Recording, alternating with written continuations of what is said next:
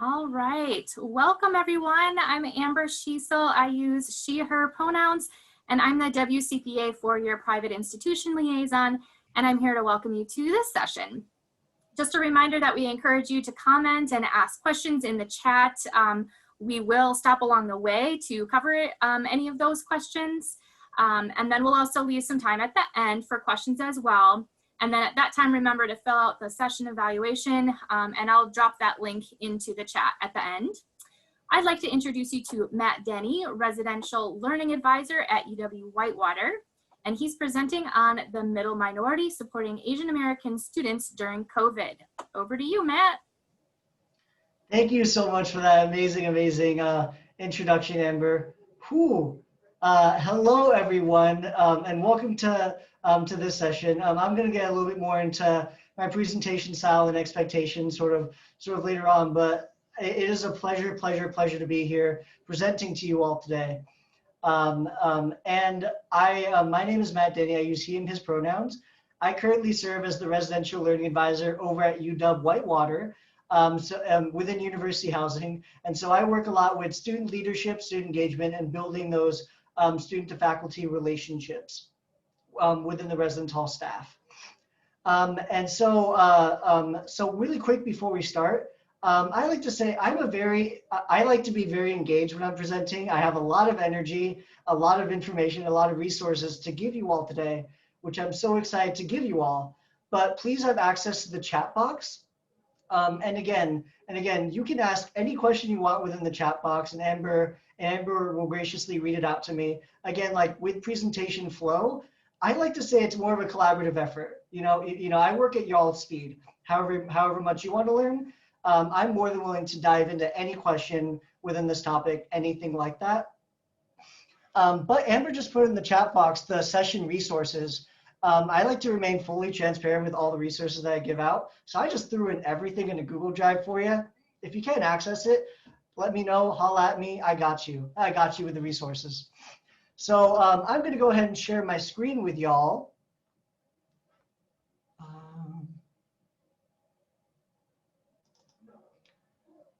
Okay, and quick confirmation, Amber, can you see the presentation? Yes, looks good. Okay, perfect. So we are going to be using the caption feature, which y'all are going to see. It's super crazy on like the presenter side, my screen side, because we get to see it live. And so in case you do need closed captioning, that is available for you. So really quickly, again, this presentation is super fun and I like to say engaging. So again, have access to the chat box. We're ready to discuss anything. I like to remain a friendly and open atmosphere within this virtual space. So any questions, anything y'all have, please feel free to ask it. But I want to ask you all, if you are ready for this presentation, please put percentage signs in the chat box and spam the chat box with % signs. I want to make sure y'all are here with me. Y'all are in this presentation. Y'all are ready to learn some amazing things. So if you're ready, put some % signs in the chat box. Amber, you seen them go through? Yep. Oh, heck yeah. Okay, this is going to be fantastic, super great. So welcome to Supporting Asian American Students Amidst COVID-19. Woo! So again, yes, whoop, whoop, everything. So again, my name is Matt Denney, use he and his pronouns from UW-Whitewater. This is WCPA 2020, and that's my face, in case you forgot what it looks like. That's me. And also, there are also some cute drawings in here as well. Please enjoy them. I want to ask, is anyone here, did anyone come and see me last year at my WCPA presentation? All supervisors or now supervisors wear capes. If you are, I am so happy you're back here with me to learn some amazing things. And we're going to move on here. So the foundations of this presentation. And so this is sort of how I like to start off with this presentation, is an understanding of the room and sort of what is going to happen. Because again, when we're talking about diversity and supporting multiracial and diverse students and student populations, it's important that we're aware of how to create that space that is available for discussion and learning. So the first foundation is vulnerability breeds authenticity. Sort of what that is the more open and honest you are with these conversations, the more engaged that you are, it's going to provide a much more holistic learning outcome for you with this presentation. I'll use an old adage where you get out what you put in. The more engaged you are, the more you want to seek to understand, not seek to respond. That is going to breed that authenticity. The second foundation is virtual space is a space for discussion, thoughts, and learning.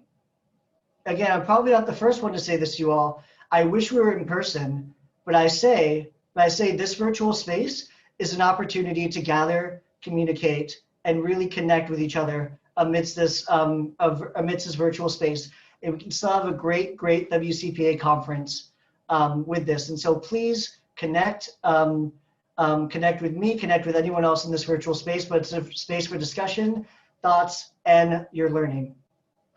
3, anything that is asked or anything that is said or asked is assumed under the intent of I want to learn more or understand, and not in an attacking or knowledge questioning manner. Again, I am going to assume that we all have the professionalism to see the intent of like I just want to understand a little bit more about this topic, and I'm not trying to attack you or question your knowledge. And that we all try to remain friendly and positive and hopeful within this space as we learn and grow together. 4, supporting students is a never-ending journey. I am not the end-all be-all fountain of knowledge. Again, the work doesn't end here. I just have a few resources and some knowledge to share with you all. But again, I'm not the total, complete, 100% expert on Asian American students, nor should you ask anyone to be that. So it's a never-ending journey. I'm providing you the resources and the infrastructure to further take this and learn and grow even further and develop things on your campus so that Asian American students have that safe space and safe infrastructure. The 5th one, supporting of student populations is not mutually exclusive. We should be showing support to all minoritized groups and populations. This presentation is focused on the Asian American student population, specifically the Southeast Asian population. I firmly believe that we should all be putting a lot of energy into our friends who do identify as Black and who identify as Indigenous. This is just focusing on the Asian American portion of BIPOC, and I want to acknowledge that. Support of students is not mutually exclusive. You can support many minoritized groups. It's not exclusive. 6, be engaged, be here, and let's learn together. Again, I've mentioned this before. I am very active in presentations, and this is where you have to use the chat box frequently. As you probably saw earlier, the % thing. There are going to be many times when I ask you some questions to put things in the chat box, whether it be a symbol or a phrase or a sentence or some words. Be here, be active, and just be here with us. And that sort of leads us into our next little exercise. So we're welcoming into this virtual space to make sure that we are all at somewhat the rough level of comfortability together. So I know that from doing a few of these virtual presentations before, I know some of us are still sitting in the office with this in the background, getting our Pro Devo. Some are very engaged here with us in the comfort of their house, apartment, or whatever you like to call a home. And so I ask you to be here with me in this moment just to sort of recognize that we're in this space together. So I want everyone go ahead and get in a comfortable seated position, something you're comfortable in, but something that's comfortable and that you're seated. I want you to take one deep breath in with me. Inhale and exhale. Okay, one more time. We're going to inhale and exhale. Okay, now I want you to go ahead and turn your head to your right. Just turn your head to your right and keep it there Acknowledge what's to the right of you. It could be a window, could be a couple of papers, a bed maybe, a report of some sort, but just acknowledge what's to the right of you. Now go ahead and transition to looking to the left. So switch your head over to the left. I want you to acknowledge what's over on your left. Could be a cabinet. Right now it's a whiteboard for me and a little Mickey Mouse stuffed animal. What's to the left of you?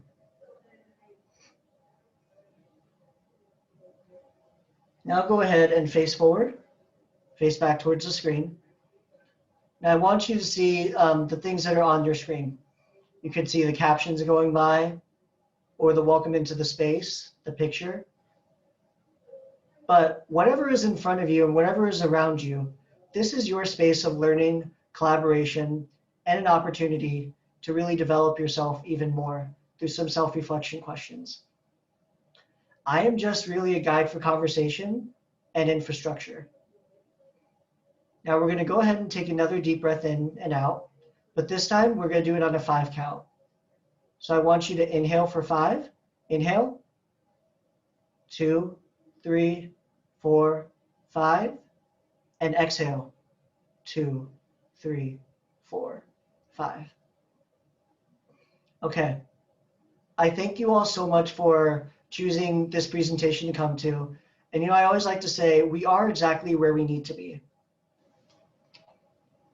And so a question I want to ask you all is what are some words you think of when you hear the term middle minority? There's a reason I started off this presentation with that term. What are some words you think of when you hear the term middle minority? And I ask you to please put 1 to 5 words in the chat box. Again, it's with an understanding that we are able to learn more and understand. And so please be as open and transparent as you would like. What are some words you think of when you hear the term middle minority? And Amber, if you see any, could you please verbalize them? Forgotten. Forgotten.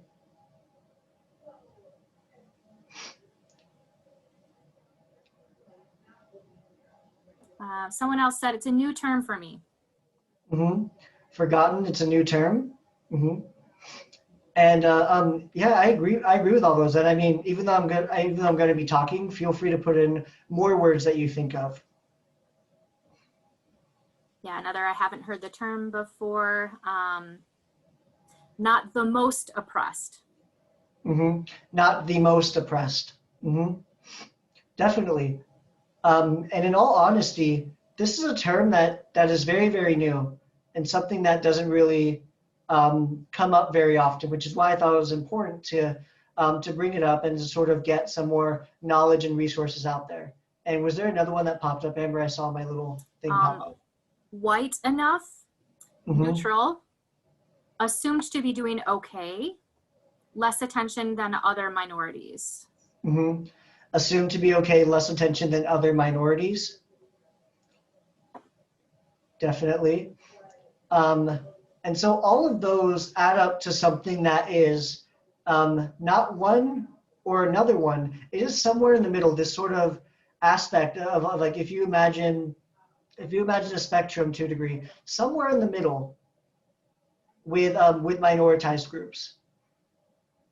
And so this term middle minority comes is really a phrase where usually in the diversity conversations it is between white voices and predominantly Black voices. And so where does everyone else fall within that diversity discussion? Where do those students get that support? Because their experiences are just as different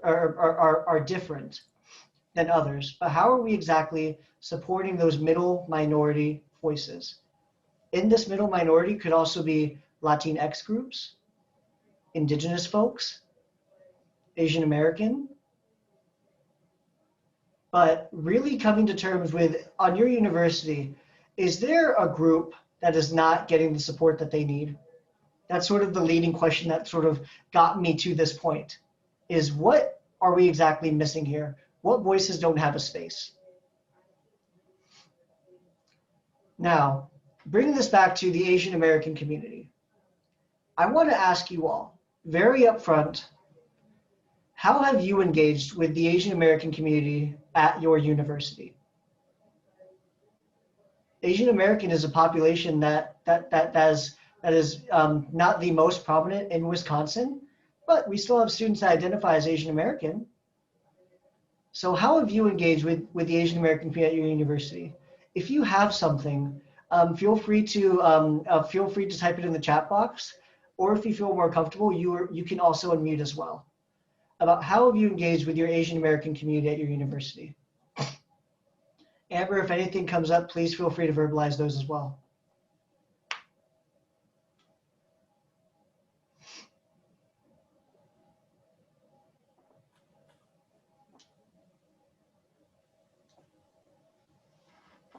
All right, we gotta collaborate with student orgs.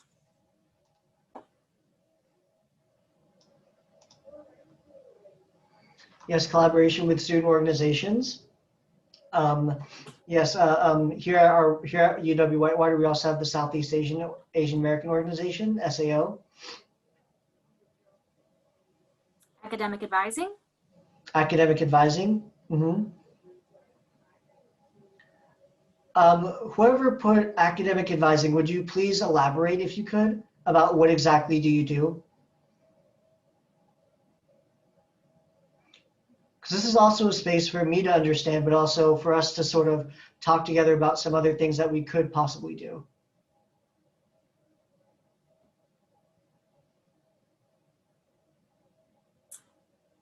She says, I help students select courses to meet their degree requirements in academic advising. Someone else said attend workshops and events held by our multicultural student services office. Yeah, so the workshops that that specifically, cater towards Asian American community and their experiences. Yeah, all great stuff.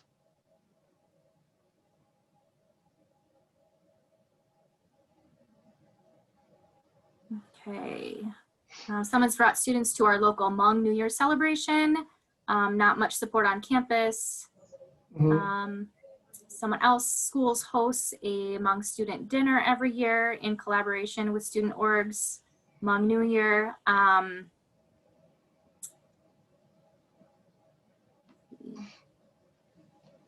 Yeah, so really catering towards our Hmong population and their traditions and celebrations.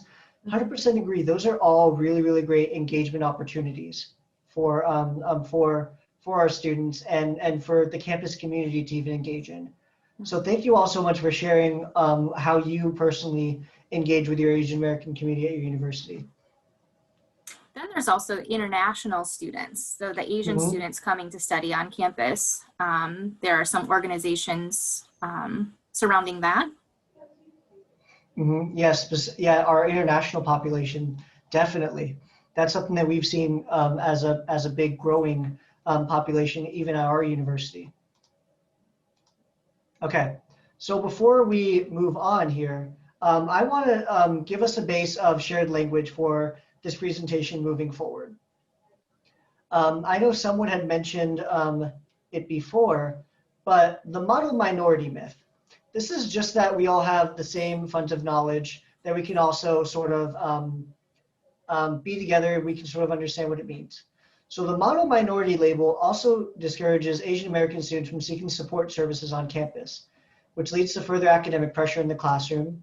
Many Asian American students, especially first-gen Asian American students, have trouble transitioning from high school to college because of parental expectations that they be capable of surviving stressful situations without support.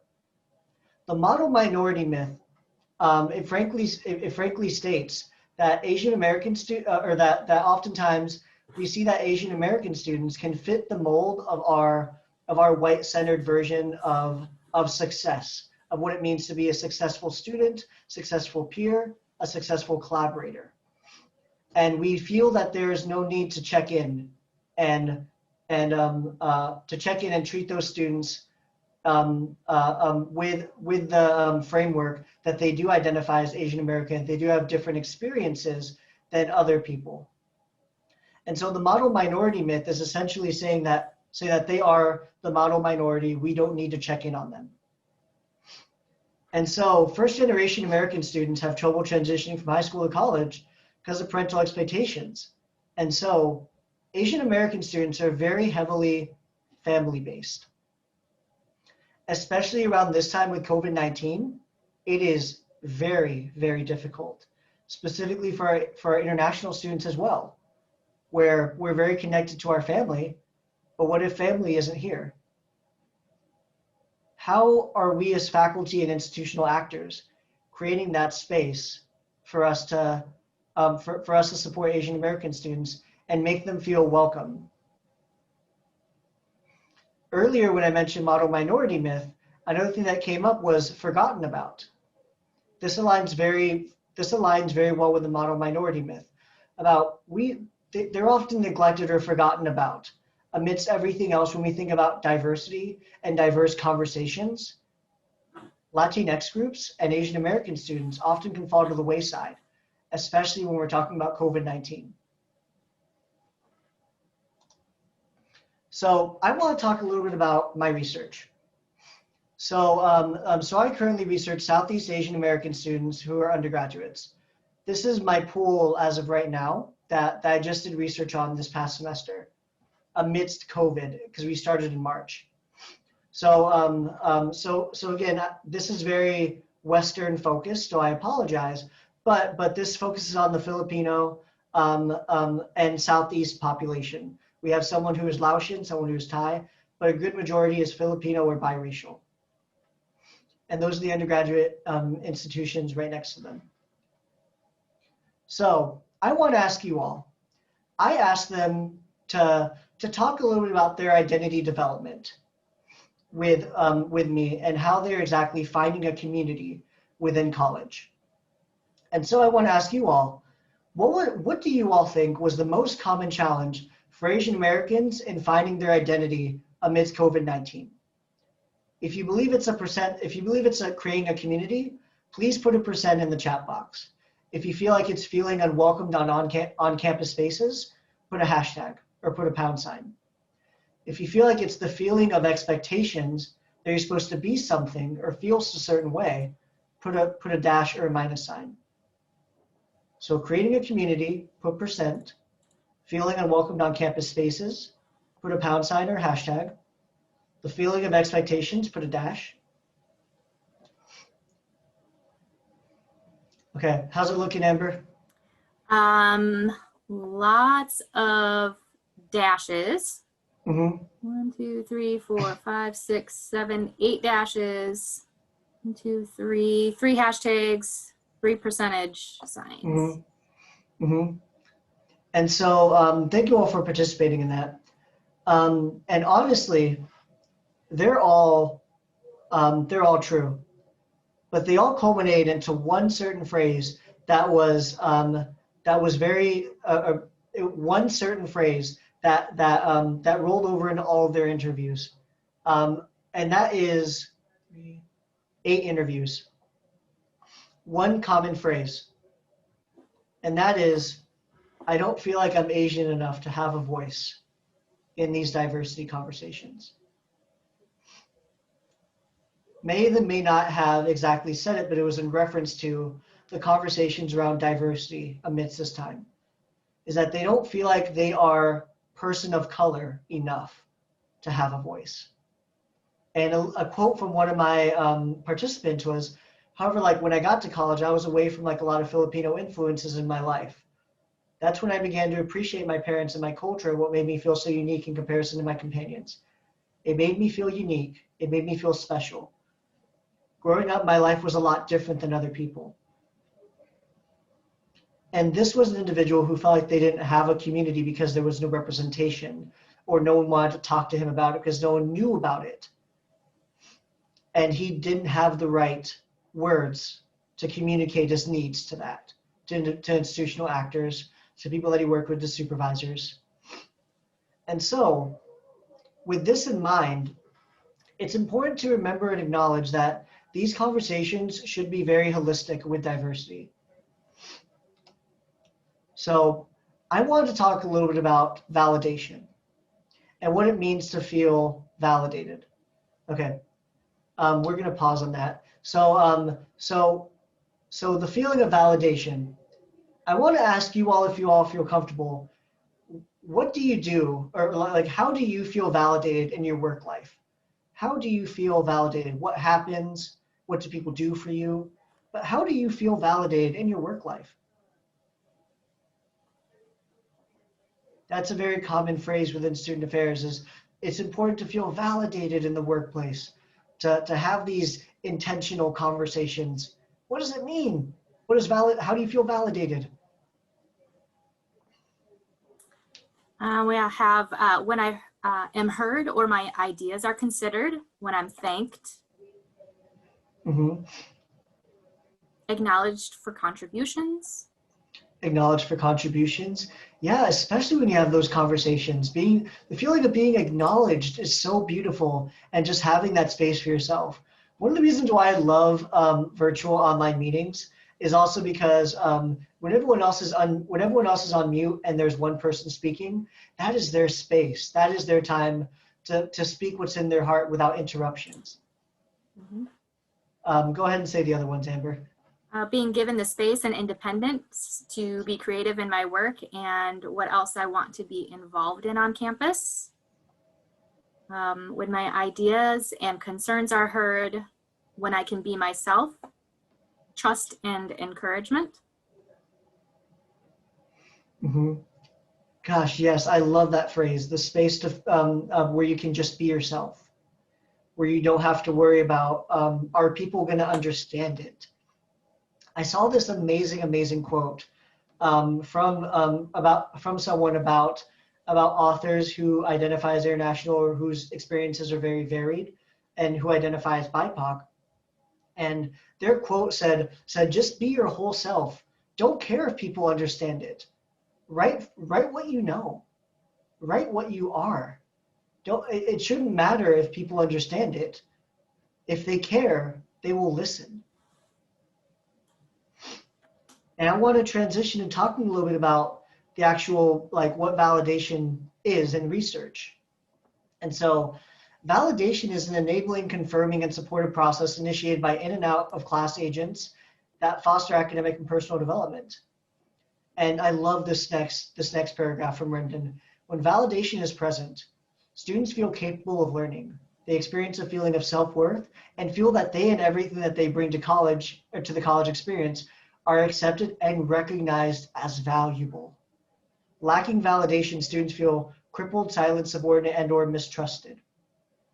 And that's from Rendon. And that is also, the whole article is in the Google Drive that was sent out in the beginning for you all, and linked in the PDF. But wow, I want to ask you all, very, very frankly, and if you don't have an answer, that's completely okay. How do you feel like you validate BIPOC voices outside of your meetings? Outside of working with students, how do you continue to validate students who are Asian American amidst this time, or BIPOC? How are you validating students outside of office time? And if we want to talk about it in office time, how are you creating that space to validate someone else's experience? Do you talk about their culture, what their home life is like, their celebrations, any traditions they have with family? Are we working on quantitative conversations versus qualitative?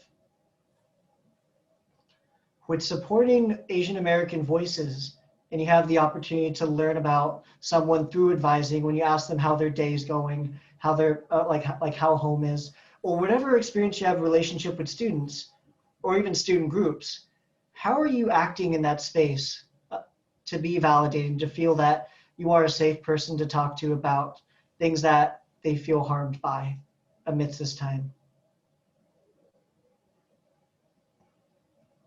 Okay, we've talked about validation. Now I want to talk about affirmation.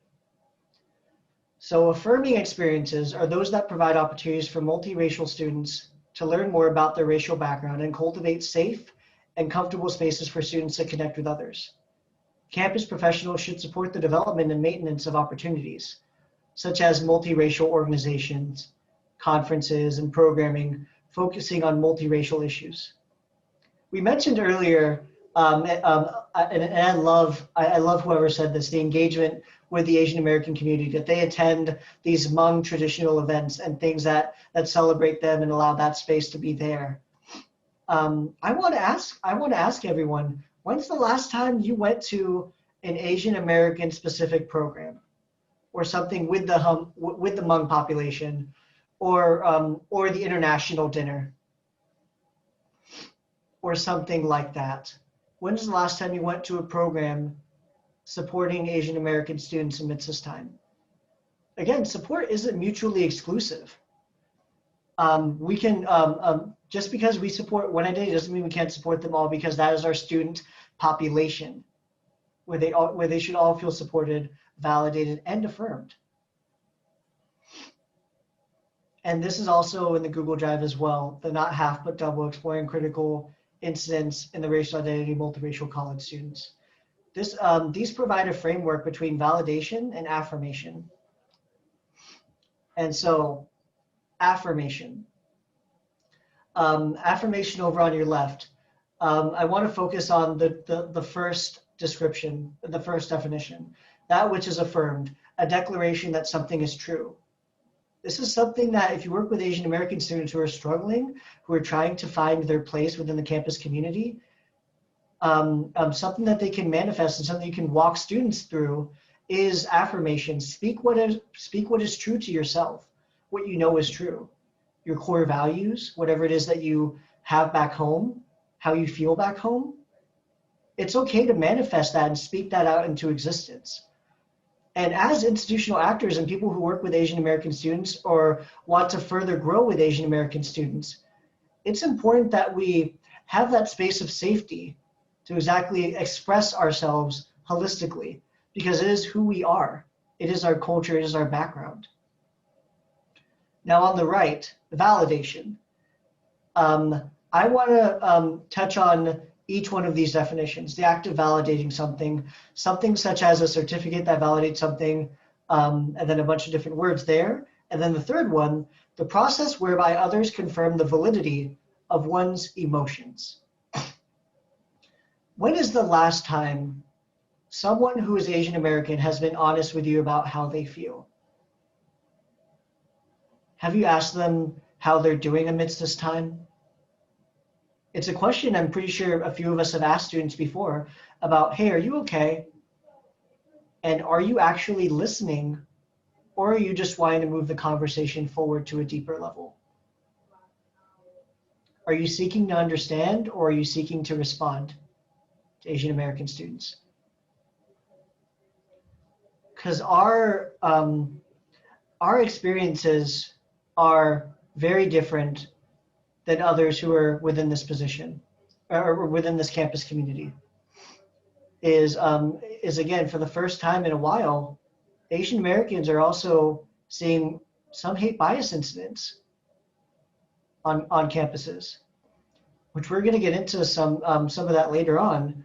But are we pushing out hate bias incident forms or hate bias structures of reporting? Are we giving that? Are we providing that to each and every student individually, or are we having that conversation with students about, hey, anytime you feel unsafe or something is wrong that they think might have the slight instance and a hatred of who you are as a person because of the color of your skin? How are we navigating all of these conversations with students? Whether you work in advising, counseling, or housing, or advising, counseling, or housing, or whatever field of student affairs that you want to be in, or college personnel, we have an opportunity to build a relationship with students. But a big question I want to leave this section off with is, how does that look different to Asian American students during this time? And Matt, we're at about the 10-minute mark. Oh, thank you, Amber. You're welcome. Okay, so now we're going to get into a little bit on hate bias. I am sure all of us have heard by now someone call COVID-19 the China virus or the Wuhan virus. If you don't know what I mean, look up China virus and you will see many articles pop up. And I'm putting this in the PDF, but I want to take a moment to share this with you all now. Okay, I'm going to exit the PowerPoint.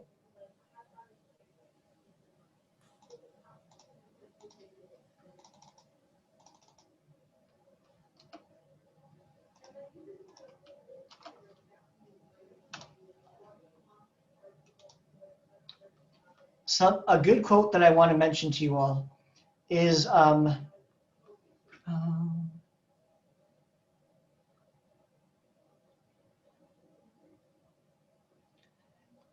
that we should not be assigning ethnicity or race to a disease, whether or not it came within that country, within that area. We should not be assigning ethnicity to a disease. And even though we may not hear it very often that students are seeing this, Asian American students see this.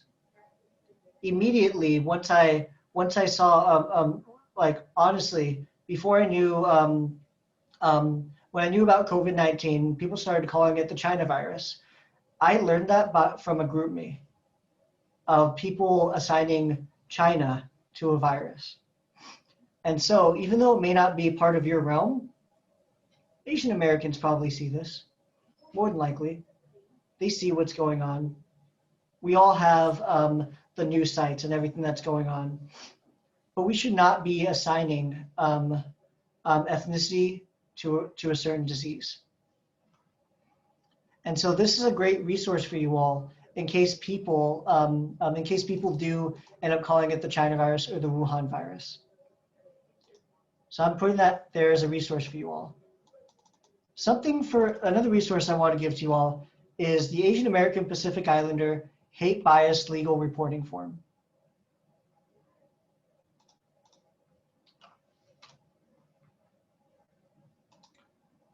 This is a resource in case, yes, go through your university's hate bias reporting form, but also this works with anyone you know that is Asian American as well, Asian American Pacific Islander. This is an incident report that goes straight to a place that will defend individuals who are trying to defend against hate bias incidents within their sphere or wherever within their environment. And it's in English, Chinese traditional, Chinese simplified, everything like that. And something really, really great that I want to share with you all is a university statement. Has your university spoken out about, many universities have already spoken out about the Black Lives Matter movement and what actionable steps they're trying to take. But have they done anything for our Asian American students? This is an example from University of Michigan that is also linked in the PDF. While many positive moments have emerged during this challenging situation, there's also been an alarming increase in discriminatory incidents directed at Asian Americans, as well as an anti-Chinese dialogue occurring across our country. Members of our own University of Michigan community have and continue to be affected by these actions and discourse. Xenophobic and racist behavior is contrary to our beliefs at UM and is not representative of our institutional beliefs. Has your university spoken out about hate bias towards Asian American students or the Chinese population that may be on your campus? It's an interesting thought, but I'm providing this to you as a resource in case you want to move forward and how can we do better?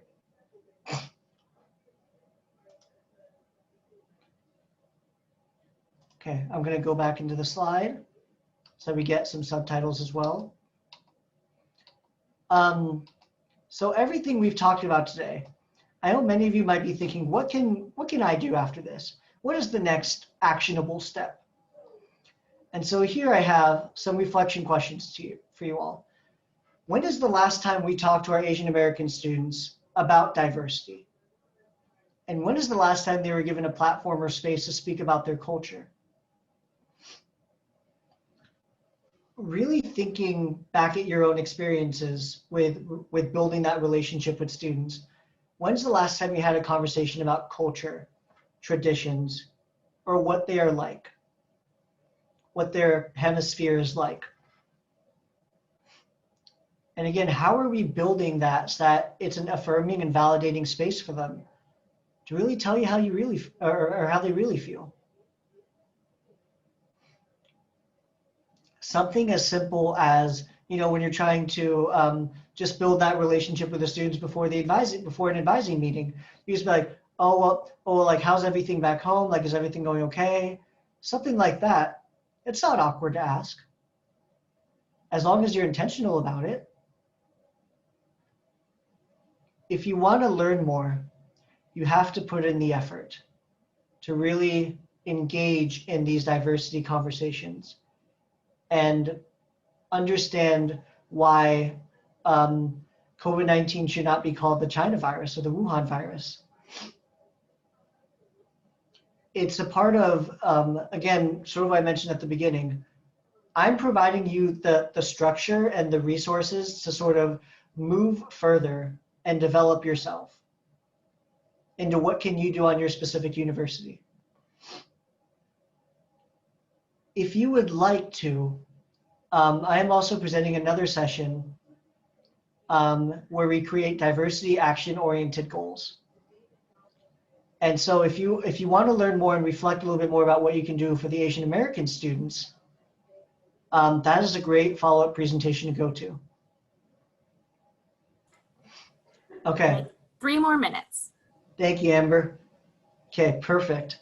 So last but not least, I want to greatly appreciate you all for hearing me out and hearing what I have to say based on my research and experience on college campuses. And my goal here is that you left with some form of knowledge or some form of understanding that you didn't know before, so that we can provide better for our Asian American students, to let them know they are not alone when they face these hate, bias, or discriminatory actions.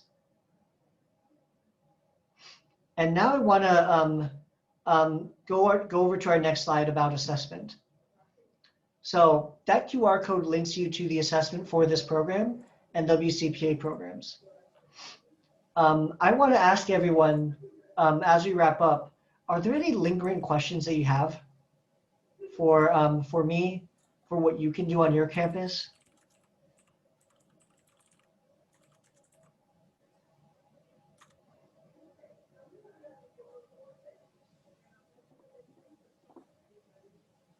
Okay. And again, all assessment is good assessment. Whether you want to rate this very high or very low, I would love feedback of any kind. I want to make sure you got what you came here for this presentation for. I want to make sure you left knowledgeable and that you gained something from this presentation. And I'm going to stop sharing for a minute. Yeah, I just want to make sure we're here to learn and grow together. And so, yes, amazing podcast recommendation, Order 9066, Japanese American internment camps in the 1940s, 100%. That is a great podcast. If you want some more resources as well, please feel free to email me. That is the easiest way to reach me. And I dropped it in the chat box as well, DenneyMP02@UW. And please access the Google Drive. That is completely for you and for whatever you want to accomplish, and providing that framework for Asian American discussions. If you had a great time, could you please put % signs in the chat box if you feel like you gained something from this presentation, that we did something here? Okay. Yes, thank you all. Oh, Holly's on here. Oh, hi, Holly. She graduated last year from Whitewater. Yes, thank you all so much. Please provide any and all feedback. And I really, really hope to see you all at my next presentation about making So my research was actually, so I'm currently a graduate student, and my research it is Southeast Asian American students and personal identity journey through college. And so that is something that I will continuously work on. It's sort of been like, that's like a research project, and I'm working on another one that's taking the forefront right now. But that is what it's for. And seeking publication, hopefully next year, I'll make the rounds. Okay. Thank you all so much. I really greatly appreciate you all staying on this call, and I hope to see you at my next presentation. All right. Thank you, Matt.